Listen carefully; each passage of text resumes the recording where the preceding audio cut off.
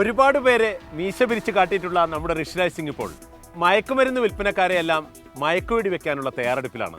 ഈ വാർത്ത വായിച്ചപ്പോഴാണ് പണ്ട് കേരളത്തിൽ ഒരു മന്ത്രിയും എം.എൽ.എയും കൂടി കഞ്ചാവ് വേട്ടയ്ക്കിറങ്ങിയ കഥ ഓർമ്മ വന്നത്.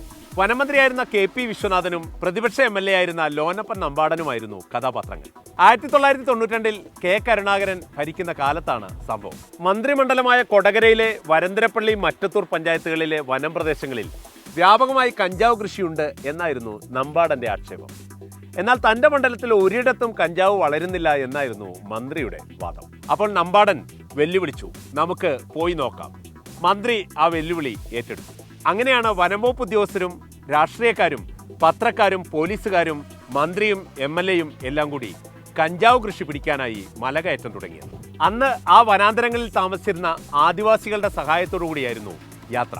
അതിരാവിലെ തുടങ്ങിയ മലകയറ്റം വൈകുന്നേരമായപ്പോൾ എല്ലാവരും തളർന്ന അവശരായി, മന്ത്രിയും എം.എൽ.എയും. പെട്ടെന്ന് ഇരുട്ടും ഇതുപോലെ കോടയും പെയ്തിറങ്ങി. അതോടുകൂടി യാത്ര അവസാനിപ്പിക്കാൻ രണ്ടുപേരും കൂടെ തീരുമാനിച്ചു.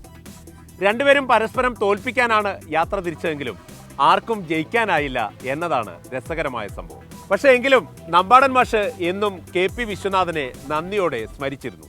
അതിന് കാരണം ഈ കഞ്ചാവ് വേട്ട ആയിരുന്നില്ല. 2001 തെരഞ്ഞെടുപ്പിൽ കെ.പി. വിശ്വനാഥനും നമ്പാടൻ മാഷുമായിട്ടായിരുന്നു കൊടകരയിൽ മത്സരം. അന്ന് നമ്പാടൻ മാഷെ കെ.പി. വിശ്വനാഥൻ തോൽപ്പിച്ചു. തൊട്ടടുത്ത് നടന്ന ലോക്സഭാ തെരഞ്ഞെടുപ്പിൽ നമ്പാടൻ മാഷ് മുകുന്ദപുരം മണ്ഡലത്തിൽ മത്സരിച്ചു. അന്ന് കരുണാകരന്റെ മകൾ പത്മജ വേണുഗോപാലായിരുന്നു എതിർ സ്ഥാനാർത്ഥി. നമ്പാടൻ മാഷ് ജയിച്ച് എം പി ആയി. അതുകൊണ്ടാണ് കെ.പി. വിശ്വനാഥനെ എന്നും നമ്പാടൻ മാഷ് സ്മരിക്കുന്നത്.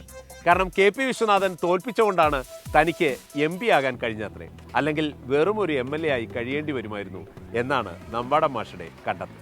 അങ്ങനെയാണ് നമ്മുടെ കേരള നിയമസഭാ ചരിത്രത്തിൽ കഞ്ചാവ് വേട്ടയും ഒരു ഇനമായി മാറിയത്.